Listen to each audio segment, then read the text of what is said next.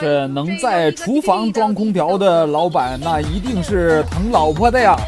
啊，我非常羡慕啊这样的这个，老板呢能在厨房里边装空调啊。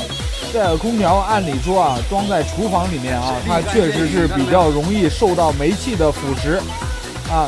但是如果说你的油烟机啊功率比较大啊，抽风比较强的话，你也可以忽略这个事儿啊。通过咱们老板这台空调就可以看出来啊，这空调已经安装3年了，我仔细看了看啊，它并没有什么严重的腐蚀啊。如果说大家不想去装一个厨房专用的空调，那你的油烟机啊一定是功率要特别足啊。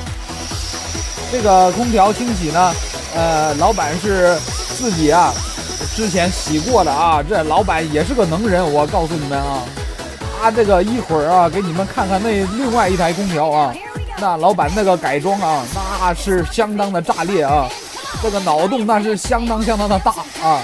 这个空调呢，老板是之前清洗过的，但是它的风轮还是挺脏的啊。这是美的的一个省电精啊。咱们洗完之后啊，这些所有的部件啊，包括这个滤网，咱都给老板搞得像新的一样啊。